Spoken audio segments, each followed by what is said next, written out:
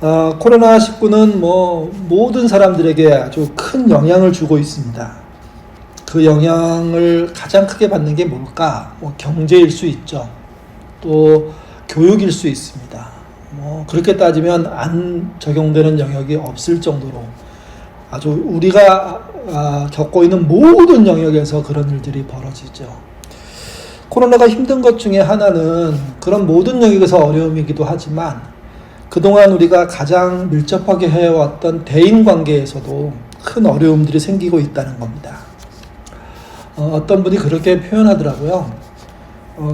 가족은 피할 수 없어서 어쩔 수 없이 이렇게 얘기하는데 그렇게 생각하는 분들은 별로 없을 거라고 생각합니다. 가정에서 가족들과 함께 지내는 게 얼마나 소중한지 이렇게 경험하게 되는 시기이기도 하죠. 근데 가족과의 관계도 좀 넓게 보면 소홀해지고 있습니다. 서로 조심하고 있는 거죠.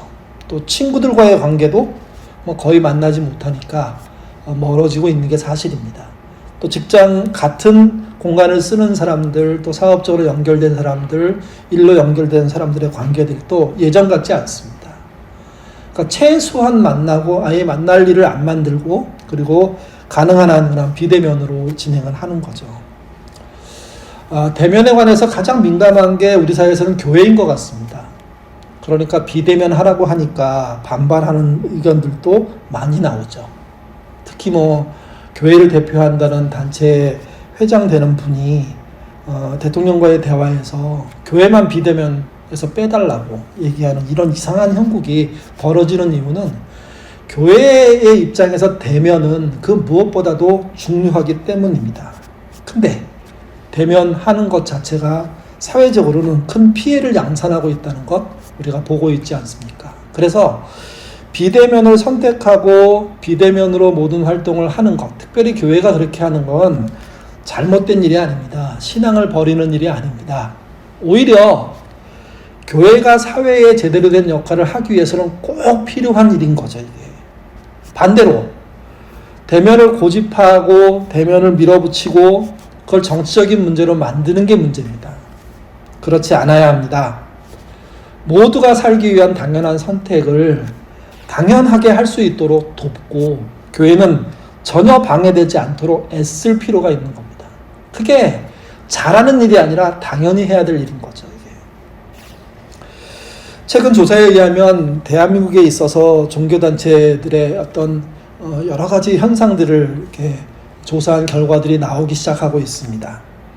특별히 가장 우리가 민감한 감염의 숫자도 종교 단체별로 다르게 이렇게 표현되고 있습니다. 성당의 경우에는 감염자가 0명이란 말이 있습니다. 아마 이 얘기를 들은 분들 중에는 고개를 갸우뚱하는 분들이 계실 겁니다. 왜 그러냐 하면 보도에 의하면 성당에서도 감염자가 있었다는 이야기를 저희가 들었기 때문이죠. 근데 그걸 조사해 보니까 성당에서 발생한 감염자는 방문 판매에 의해서 감염된 사람이 성당에 온 거라는 그런 결과가 나왔습니다. 그러니까 성당에서 감염이 일어난 건 아니라는 거죠. 그래서 성당에서 감염이 일어난 숫자는 0입니다. 이슬람 모임에서 감염 숫자로 감염이 된 경우는 6명이라는 통계가 있고요. 그리고 사찰의 경우에는 92명입니다. 근데 교회는 1681명입니다. 이게 오늘도 계속 늘어나고 있습니다. 어떤 분이 그렇게 얘기하더라고요. 신천지가 대구에서 집단 감염으로 정말 엄청난 숫자의 감염자가 일어났는데 어쩌면 교회가 그걸 넘어설지도 모른다고. 아니 넘어설 거라고. 그렇게 말하는 이유는 신천지의 감염은 사실은 대구라는 지역 또 그 몇 개 정도의 그 확장된 지역에서 벌어진 일이지만 교회로 인한 감염은 전국적으로 지금 퍼져나가고 있습니다.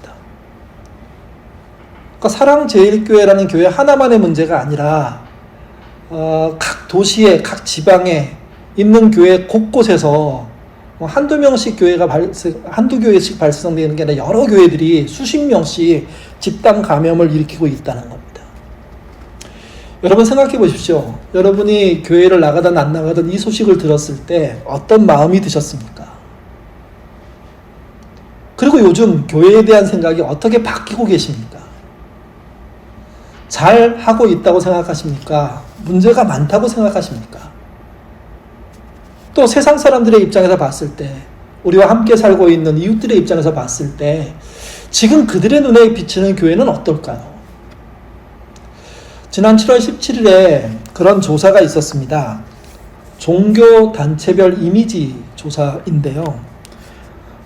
그 화면을 이렇게 띄워 보겠습니다. 화면에 글씨도 작고 또 이렇게 그림도 큰 그림이 없어서 좀 작은 그림들을 좀 올려놓았는데요. 먼저 불교를 보면 이렇습니다. 요즘 불교 사람들을 보는 이웃들의 이미지는 이런 겁니다. 온화함, 따뜻함, 절제하는, 신중함. 감염자가 92명 정도가 나왔음에도 불구하고 그들의 노력과 수고, 애씀들을 본 이 땅의 사람들, 이웃들의 생각은 그들의 온화함이 여전히 전달되고 있다는 겁니다. 따뜻하고 절제되고 신중한 모습이 여전히 전달되고 있다는 겁니다.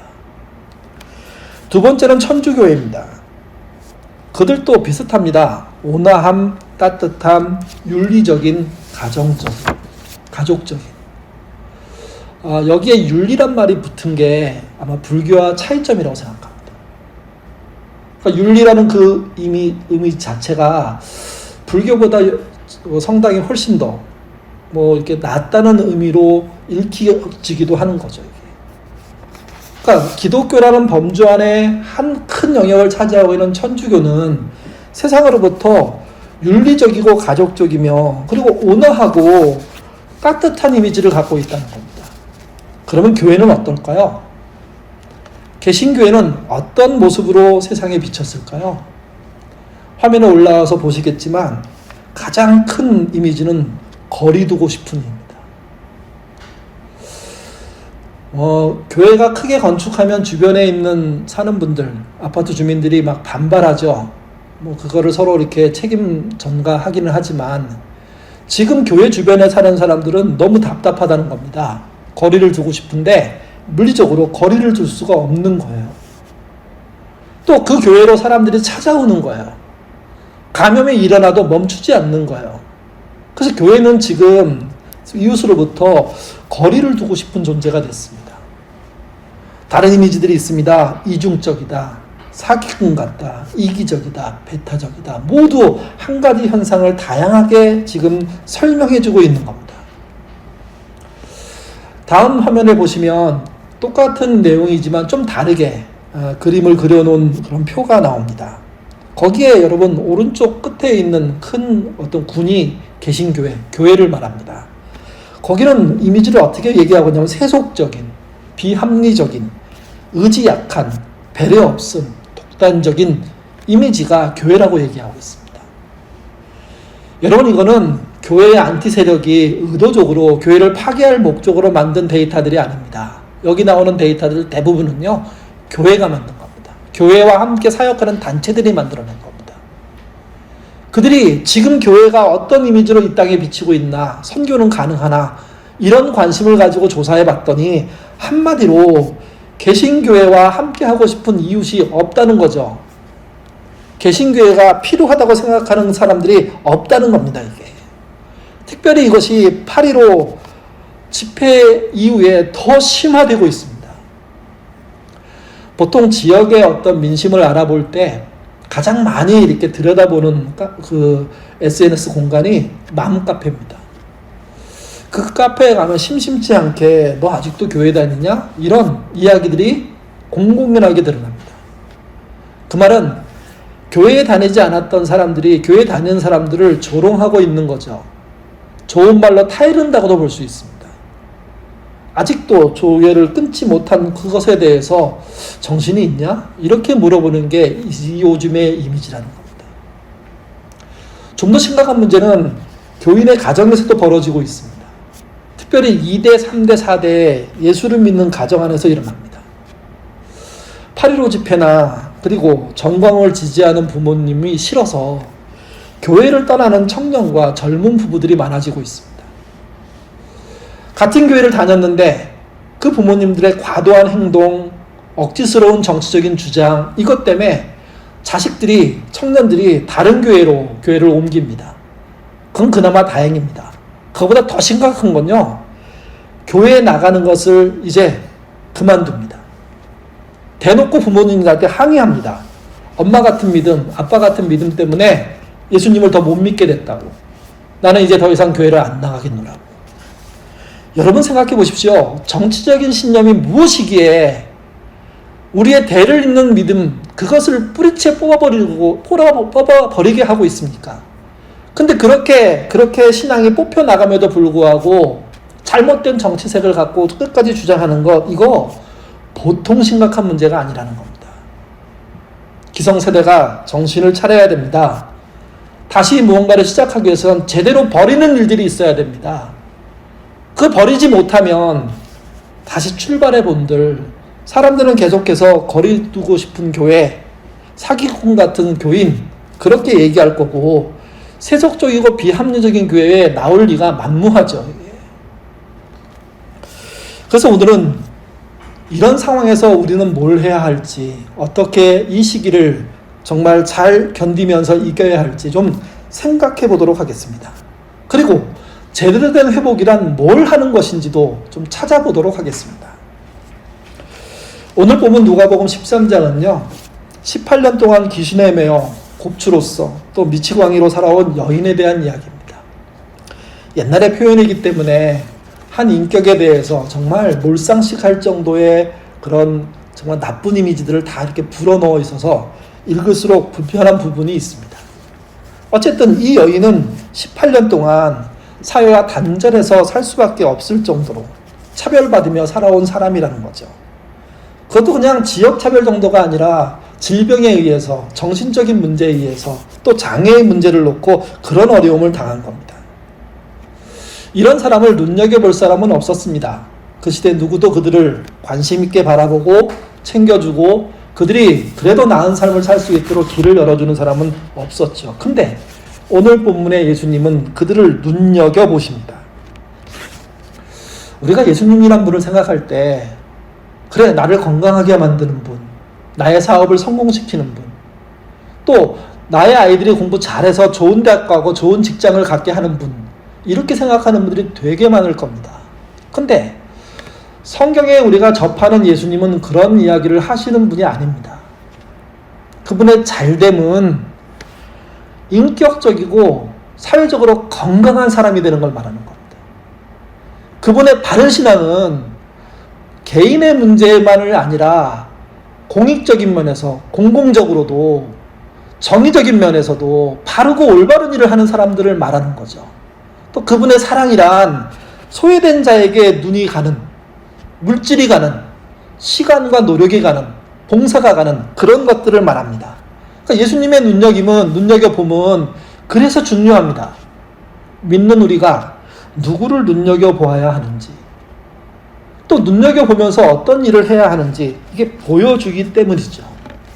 당시 사람들은 병자를, 정신적으로 어려운 사람들을, 또 장애인을 투명인간 취급했습니다. 괴물 취급했습니다. 근데 주님은 그들을 눈여겨보셨고 그들의 문제에 직접 접근하십니다. 그리고 문제를 풀어주십니다. 같이 읽어보시죠. 누가복음 13장 10절에서 13절입니다. 예수께서 안식일에 한 회당에서 가르치실 때에 18해 동안이나 귀신 들려 앓으며 꼬부라져 조금도 펴지 못하는 한 여자가 있더라. 예수께서 보시고 불러 이르시되 여자여 내가 내 병에서 놓였다 하시고 안수하시니 여자가 곧 펴고 하나님께 영광을 돌리니. 안수라는 이야기는 병을 치료할 때 믿는 사람들이 똑같이 해야 될 일을 말하는 게 아닙니다. 그 병자를 치료하실 때 그가 하나님의 보호와 은혜 안에 있다는 것을 그냥 보여주시는 행동이라고 보시면 맞습니다. 또 이것이 병자의 수고와 노력으로 해결되는 것도 아니고 예수님의 권능으로만 해결되는 게 아니라 하나님의 은혜라는 표현입니다. 그러니 안수하는 자의 능력, 여기에 집중하시면 안 됩니다. 하나님이 은혜를 베푸시는 방식을 표현한 게 안수인 거죠. 우리가 서로 안수할 수 있습니다. 그거는 하나님이 계시다는 전제에서 하는 겁니다. 안수해주는 자가 능력자라는 뜻이 아니고요. 근데 더욱이 예수님은 안수하시는 그분 자체가 또한 능력자기도 하죠. 많은 목회자들은 이걸 흉내내서 마치 목사에게 권능이 있는 것처럼 얘기하지만 아닙니다. 목사는 그런 능력이 없습니다. 그러나 하나님을 의지하고 병자를 향해서 이렇게 기도해야 되는 거죠. 목사만이 아닙니다. 신자 모두는 우리 안에 있는 연약한 자를 놓고 환자를 놓고 또 고통을 당하는 사람을 놓고 그렇게 기도해 줄 수가 있습니다. 놀라운 건 예수님이 기도하자 18년 동안 정말 온갖 어려움에 빠져있던 그 여인이 그 질병과 그 장애와 그 고통으로부터 해방됐다는 겁니다. 묶여있던 그것이 풀리는 역사가 일어났다는 거죠, 이게. 근데 문제는 다음에 생겼습니다. 예수님이 병 고치시는 날이 안식일이었습니다. 지금으로 치면 주일을 말하는 거죠. 또 병 고치는 곳이 회당이었습니다. 지금으로 치면 교회라고 말해도 틀리지 않습니다. 이스라엘 사람들은 율법을 들먹이면서 안식일에 병자 치료해서 안 된다, 이렇게 확고하게 믿고 있는 사람들입니다. 모두가 반대할 수밖에 없는 상황인데, 그런 날이고 그런 장소인데 예수님은 개의치 않고 그 병을 치료하시고 그 장애를 풀어주신 겁니다. 당연히 그러면 이제 질문이 생기죠. 이때 질문을 하고 나선 사람이 14절에 나오는데 그 회당의 회당장입니다. 회당장은 왜 안식일날 병을 고쳐서 문제를 일으키냐 하는 식으로 따졌습니다. 그때 예수님이 답변하십니다. 15절부터 16절 읽겠습니다. 주께서 대답하여 이르시되 외식하는 자들아, 너희가 각각 안식일에 자기의 소나 나귀를 외양간에서 풀어내어 이끌고 가서 물을 먹이지 아니하느냐. 그러면 18세 동안 사단에게 매인바 된 이 아브라함의 딸을 안식일에 이 매매에서 푸는 것이 합당치 아니하냐. 짐승에 대한 그들의 태도와 같은 사람 중에 병자, 장애인에 대한 그들의 태도가 너무 다르지 않냐 하고 말씀하시는 겁니다. 사실 현장에서는 예수님이 더 강력하게 말씀하실 수 있다고 생각합니다. 거치게 말씀하실 수 있다고 생각합니다. 기록이니까 굉장히 평범하게 들리는 듯한 이야기지만 이 이야기는 그들의 폐부를 찌르는 말입니다. 그들의 이중적인 행동을 찌르는 말입니다. 어떻게 네가 키우는 짐승은 소중한데 어떻게 18년 동안이나 병과 장애에 짓눌려 사는 이 여인은 소중하지 않느냐는 거죠. 어떻게 안식일날 아무것도 하지 말자고 하면서 짐승에게 물을 먹이는 일은 잊지 않고 하면서 너와 함께 예배드릴 수 있는 이 사람을 밀어내고 그들을 소외시키고 그를 어렵게 만드는 일을 하느냐고 얘기하는 겁니다. 본문은 짧게 말했지만 아마 예수님은 길게 설명하셨을 겁니다. 그 말을 하는 동안 사람들에게서는요, 굉장한 변화가 일어납니다. 이 회당이 그래도 가능성이 있는 회당인 거죠. 17절 같이 읽겠습니다. 예수께서 이 말씀을 하심에 모든 반대자들은 부끄러워하고 온 무리는 그가 하신 모든 영광스러운 일을 기뻐합니다. 얼마나 다행스럽습니까? 자기가 정말 철저하게 믿는 안식일날 아무것도 하지 말아야 되고 오직 회당에 모여서 예배만 드려야 된다고 생각했는데, 근데 병이 고쳐졌고 병이 고쳐지는 모습을 보고 마음들이 대부분 다 불편했을 겁니다. 그러니 질문도 던지고, 또 그래서 회당의 대표가 질문을 던졌습니다. 이런 일을 하면 안 되는 거 아니냐고. 그랬더니 예수님의 설명이 있었던 거죠. 사람이 소중하고 그 사람을 소중하게 대접하는 것, 대우하는 것, 특별히 그가 묶여있는 걸 풀어주기 위해서 노력하는 건, 그거는 그 어떤 일보다, 특별히 예배드리는 일보다 소중하다는 이야기를 했는데, 그 말에 사람들이, 반대했던 사람들이 부끄러워하기 시작했습니다. 무리들이 그 병이 치료되는 걸 보고 오히려 이제 새로운 마음으로 하나님께 영광을 돌리고 함께 기뻐하는 일들이 벌어진 겁니다. 여러분, 여기 등장하는 회당이 그런 것처럼 교회가 그래야 되지 않습니까? 교회가 누군가의 결박을 풀고 오해된 이야기를 풀면서, 그래서 결국은 기뻐하게 되고 그동안 잘못한 것을 부끄럽게 여기는 거, 이게 교회죠. 이게 이 본문의 회당인 것처럼 이 본문을 이야기할 때 나오는 단어 중에 오늘 뭐 설교 제목과도 관련되어 있지만 매임이라는 말이 있습니다. 누군가에 의해서 묶여 속박당하는 상태, 뭐 결박당하는 상태를 말합니다. 그렇다면 여인은 누구에 의해서 결박당했을까요? 본문은 사탄이라고 얘기합니다. 근데 여러분, 이 본문에 등장하는 사탄을 영적으로 해석하시면 안 됩니다. 물론 귀신 들린 문제와 사탄의 문제는 영적으로 해석할 수밖에 없습니다. 보이지 않는 관계의 문제니까. 우리는 다 알 수 없는 세계의 문제니까. 근데 성경에 등장하는 사탄, 또 우리가 가끔 쓰는 사탄 같다는 이 말 속에 등장하는 사탄은 이게 정신적이고 영적인 문제만 얘기하는 게 아닙니다. 오히려 우리가 눈으로 보고 육체로 느끼고 관계에서 보게 되는 그런 것을 말할 수가 있습니다.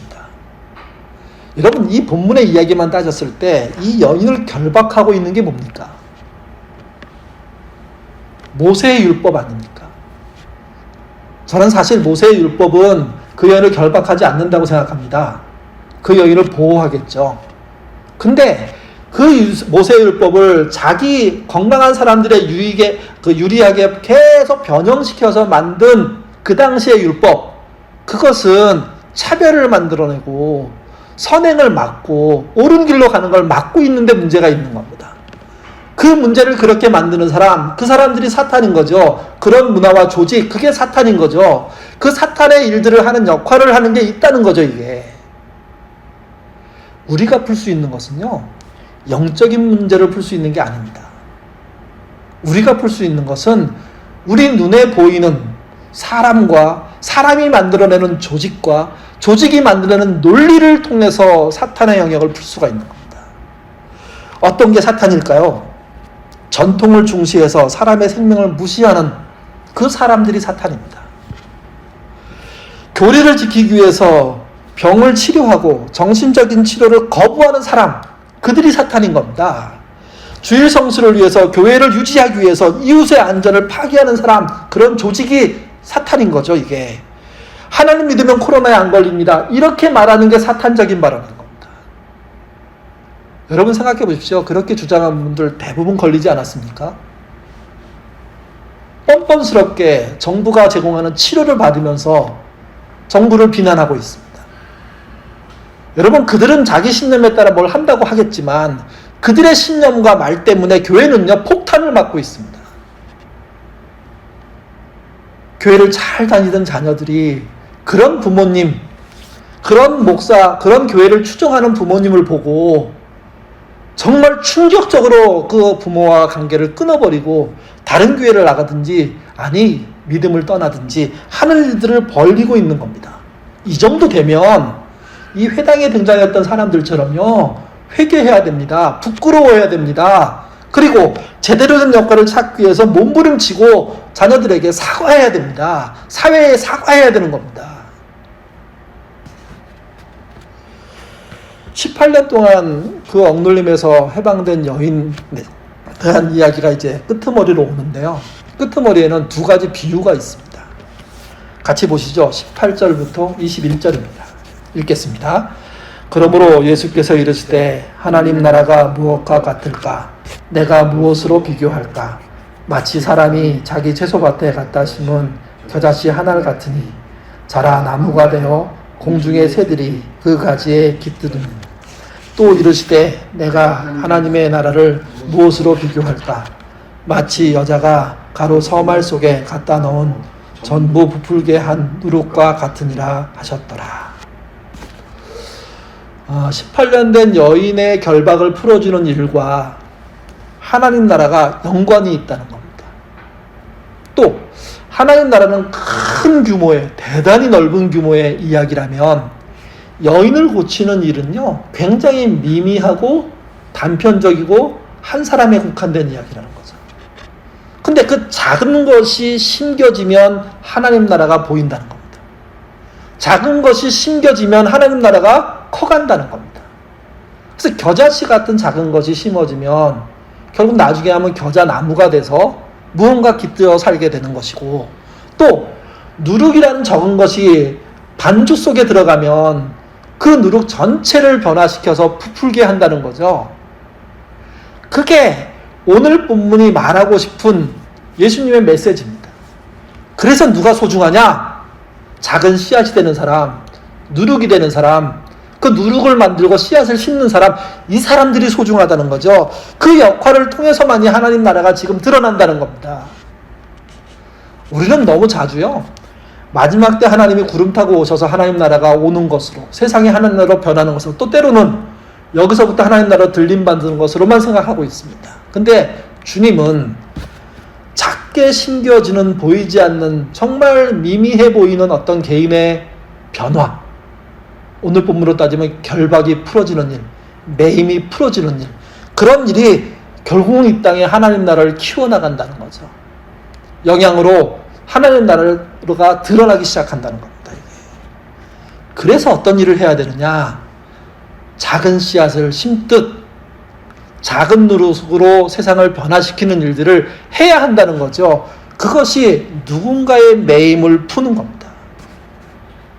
사실 교회는요, 오랜 전통에 의해서 약자와 병자와 또 배우지 못한 사람들과 사회적인 안정이 없는 사람들의 결박을 푸는 일을 참 잘해왔습니다. 문제가 없었던 건 아니고, 실수가 없었던 건 아니고, 잘못이 없었던 것도 아닙니다. 잘못도 저질렀지만, 그러나 매임과 결박을 푸는 일을 잘했습니다. 열심히 했습니다. 그걸 사명으로 알았죠. 근데 여러분, 요즘 교회들이 그런가요? 재정적으로 이렇게 자립한, 그래서 이제 여력이 생기는 교회들 안에 과연 세상을 위해서 얼만큼 돈을 쓰고 있느냐라는 것을 이렇게 통계치로 봤을 때 1%가 안 되는 교회들이 수두룩합니다. 그 많은 헌금이, 물론 교회가 어렵고 정말 자기의 사명, 당장의 위기를 넘기기 위해서는 그렇게 막 바깥에다 쏟아 부을 수는 없지만, 그래도 교회가 유지되고 수많은 사람들이 모이는, 심지어 수십만도 있으니까요, 수천 명, 수백 명 모이는 교회들이 세상을 위해서, 세상의 결박을 풀기 위해서, 약자들을 보호하기 위해서 얼만큼 돈을 쓰고 있느냐? 1%가 안 된다는 게 말이 되는 거냐 하는 겁니다. 어떤 분이 그러더라고요. 과거의 교회는 세상을 너무 소중해, 이웃을 너무 소중하게 생각했는데 지금의 교회는 이웃을 거들떠보지도 않는다고요. 억지로 구제활동을 한다고요. 그 구제활동도 목적이 뭐냐면 그 사람들을 교회로 불러들이려고, 한 명이라도 교회를 늘리려고. 이거 여러분 결박 푸는 거 아닙니다. 오히려 그 결박을 푸는 행동이 결박이 되는 거죠. 영린이란 말이 있습니다. 용의 가슴에 거꾸로 난 비늘을 말합니다. 여기서 용은 왕을 가리킵니다. 그래서 영린은 왕의 노여움이란 뜻이 있습니다. 왕을 건드리면 반드시 복수를 당한다, 살해를 당한다, 징계를 당한다, 그런 의미도 있다고 합니다. 좀 이따 저희가 영화 영린에 나오는 장면 하나를 볼 겁니다.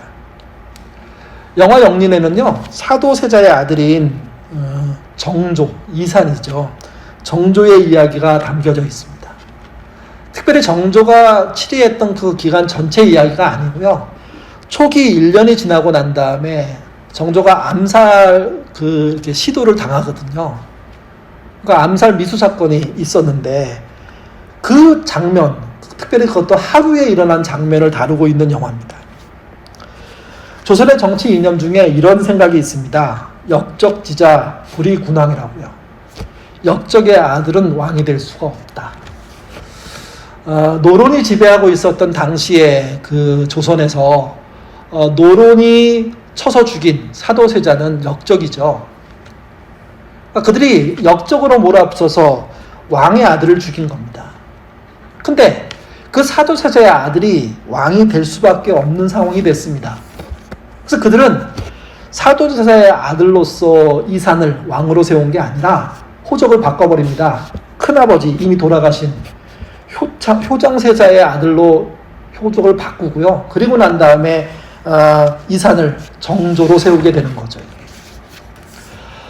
사도세자의 아들인데 큰아버지 아들로 왕이 됐다고 해서 그게 바뀔까요?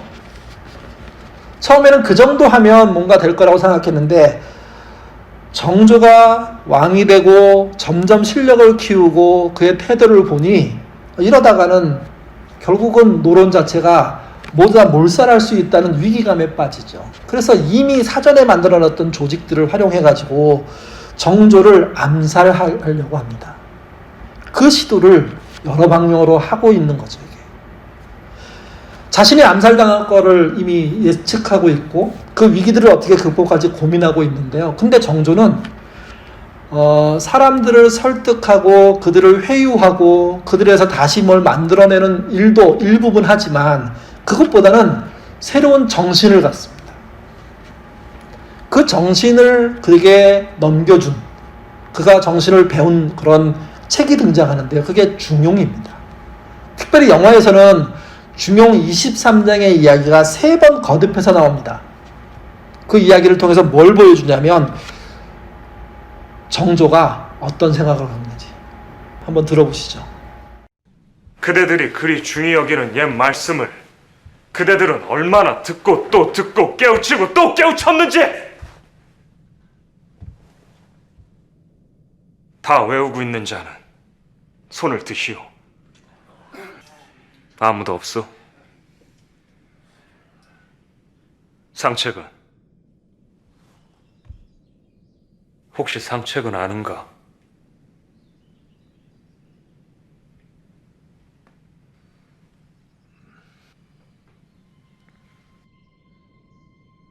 작은 일도 무시하지 않고 최선을 다해야 한다. 작은 일에도 최선을 다하면 정성스럽게 된다. 정성스럽게 되면 겉에 배어나오고 겉에 배어나오면 겉으로 드러나고 겉으로 드러나면 이내 밝아지고 밝아지면 남을 감동시키고 남을 감동시키면 이내 변하게 되고 변하면 생육된다. 그러니 오직 세상에서 지극히 정성을 다하는 사람만이 나와 세상을 변하게 할 수 있는 것이다. 이것이 예기 중용 23번째 장이옵니다. 정조는 자기를 길들이려고 했던 그런 신하들을 찍어 누르고 실력 행사로 막아서고 또는 제거하지 않고요.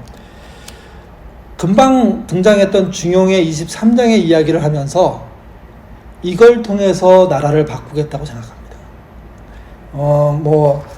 그 설교안과 화면에 다시 원문이 잠깐 나올 거고요. 그 다음에 그 영화의 대사죠. 그 약간 의역한 건데 중용 23장을 같이 한번 우리 읽어보도록 하겠습니다. 같이 읽겠습니다. 작은 일도 무시하지 않고 최선을 다해야 한다. 작은 일에도 최선을 다하면 정성스럽게 된다. 정성스럽게 되면 겉으로 배어나오고 겉으로 배어나오면 겉으로 드러나고 겉으로 드러나면 이내 밝아지고 밝아지면 남을 감동시키고 남을 감동시키면 이내 변하게 되고 변하면 생육하게 된다. 그러니 오직 세상에서 지극히 정성을 다하는 사람만이 나와 세상을 변하게 할 수 있는 것이다. 자기를 암살하는 자들, 제거하려는 자들 앞에 자신은 복수하지 않고 금방 한 이야기를 실천하겠다는 겁니다. 그 실천의 핵심은 이런 겁니다. 거대한 정책, 거대한 문화 이런 걸 만들겠다는 얘기가 아닙니다. 작은 일도 무시하지 않고 최선을 다해야 한다는 거죠. 그러면 변화가 시작된다는 겁니다. 작은 일에 최선을 다하면 정성스럽게 된답니다. 왜냐하면 그게 갈고 닦아서 더 정교하고 더 내용 있고 더 풍성하게 된다는 거죠. 그 정성스럽게 되면 안 보이려고 해도 몸으로 배어난다는 겁니다. 몸으로 배어나면 겉으로 드러나기는 건 시간 문제입니다. 겉으로 드러나면 어떤 일들이 벌어집니까? 주변이 밝아집니다. 얘기를 해서 밝아지는 게 아니라 작은 일에 충성스럽게 일함으로 밝아지는 거죠. 밝아지면 사람들이 알게 되고 그 내막을 아는 사람들은 감동하게 됩니다. 그리고 그 사람들이 변하기 시작합니다. 마치 회당에 모인 사람들이 예수님의 설명을 듣고 변하는 것처럼. 그 변하는 것은 뭘 만들어냐면 생육하고 번성을 일으킵니다. 그게 정조가 꿈꿨던 삶이었고 정조가 일으키고 싶었던 나라였습니다. 그래서 정조 그 왕을 대왕이라고 부를 정도로 엄청난 업적을 만들어내지 않습니까? 그 출발이 중용 23장이라는 겁니다. 그는 이 정신에 따라서 정치를 시작하고 삶을 일구어 나가면서 복수하지 않았습니다. 복수만이 새로운 나라를 만들 수 있다는 질서로 생각하지 않았습니다. 작은 일에 최선을 다하는 것. 여러분, 이 말을 모르는 사람이 누가 있습니까? 어린아이들도 다 알 겁니다. 작은 일에 최선을 다해야지 그래 더 좋은 일들이 벌어지고 더 나은 세상이 온다는 거. 근데 우리는 이런 중요한 사실을 삶의 모토로 생각하지 않고요, 허황되게 하나님의 은혜로, 거저주시는 은혜로 몇 배, 30배, 60배, 100배 이런 식의 그런 성과들을 기대하는 신앙생활을 해온 겁니다. 그렇게 신앙생활을 하니까 세상 사람들이 우리를 향해서 거리 두고 싶다, 사기꾼 같다, 그렇게 말을 하게 된 거죠. 이게. 이런 말은 중용에만 있는 말이 아닙니다. 성경 곳곳에 있는 말입니다. 이게. 바울은 이런 상황들과 비슷한 이야기를 했습니다. 같이 보시죠. 고린도후서 5장 17절입니다. 읽겠습니다.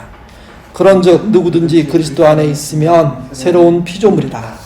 이전 것은 지나갔으니 보라 새 것이 되었도다. 여기서 새 것이란 그분을 만나고 그분을 믿고 그분의 정신에 따라 살게 된 것을 말합니다.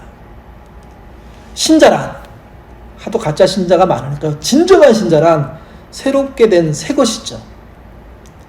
새롭게 하신 이유가 뭘까요? 새로운 피조물이 되고 새로운 것으로 다시 시작할 수 있게 해주신 이유가 뭘까요? 이게 그게 맡겨진 작은 일에 씨앗처럼 심기고 거기서 녹아지고 거기서 성장시키는 은혜들을 구현해내는 거죠. 새로운 피조물이 된 신자는 어떻게 살아야 됩니까? 고린도후서 4장 16절입니다. 읽겠습니다. 그러므로 우리가 낙심하지 아니하노니 우리의 겉사람은 낡아지나 우리의 속사람은 날로 새로워지느니. 어떻게 새로워지느냐? 그게 결국은 맡겨진 삶의 영역에서 최선을 다할 때, 충성을 다할 때 새로워지는 겁니다. 여러분 잊지 마십시오. 성경에 갑자기 뭔가 크게 주어진 은혜들이 있습니다. 그거 인생에 잘 안 나타나는 겁니다. 우리의 충성스러움들과 우리 동료의 충성스러움들이, 작은 충성들이 계속 쌓이면서 세상이 나아지는 게 오히려 더 좋은 겁니다.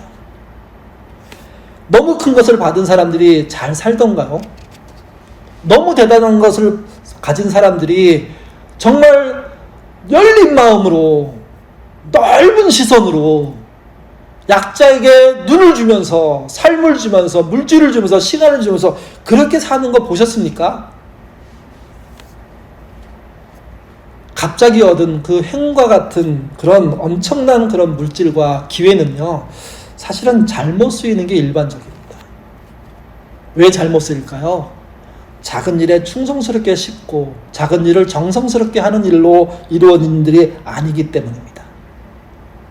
신자는 새롭게 된 존재이기에 날마다 새롭게 되기 위한 노력과 수고를 해야 되는 거고, 그 날마다 새롭게 되는 것은 작은 일에서 매임을 풀고 작은 일에서 결박을 풀고 내가 만난 사람에게 그 일들을 하는 거죠.